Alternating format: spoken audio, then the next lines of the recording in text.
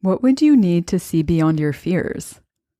This episode is about an antidote to fear.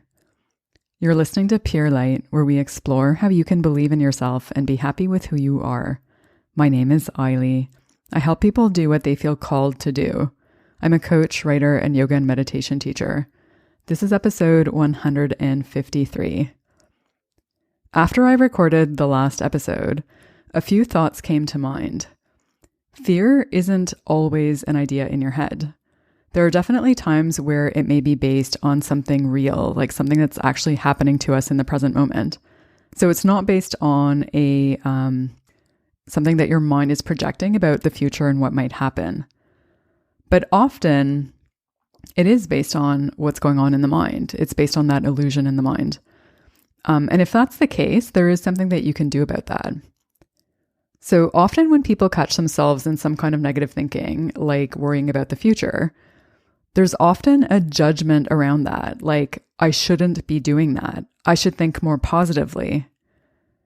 Like, I remember when I first started catching myself with negative thoughts like that, I would be like, I need to stop doing that. I need to stop thinking this, which is basically layering judgment on top of worry, which isn't actually solving the problem because now there's worry, which is creating fear, and then there's a layer of judgment on top of that. And trying to force a change in thinking can be really hard. I know affirmations are really popular with a lot of people, but they only work if you believe them. So, for example, if you're telling yourself something like, I'm going to fail, and then you catch yourself and you say, I shouldn't be doing that, I should think more positively, and you try to tell yourself, I'm going to succeed, you may not actually believe that's possible because you've kind of programmed yourself to think that you're going to fail. So you may end up back where you started in terms of thinking that you're going to fail and creating that fear to go along with that. So instead of trying to force positive thinking, instead of fear-inducing thinking, there is a different way that you can approach it. And that's by injecting curiosity into the equation.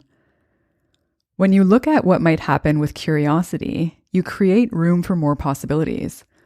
Possibilities beyond just fear or potentially fake positivity. And possibilities that potentially involve outcomes that you couldn't even imagine that, so it's not kind of like binary, like pass or fail, but there's all these other paths that can take you to places that you're like, ooh, this is quite an adventure. So you could say to yourself, instead of saying something like, I'm going to fail or I'm going to succeed, you could say to yourself, ooh, like, I wonder how this is going to go. Because then you're in a state of presence and wonder instead of a state of anticipation, whether that's positive or negative. And you're just kind of open to seeing how things unfold with an open heart and an open mind. And that's a pretty powerful place to be. There are a number of episodes that are related to this, so I'll include all those in the show notes, which you can find at purelightpodcast.com if you would like to listen to them. Thanks so much for listening. Until next time, may you be guided by your light.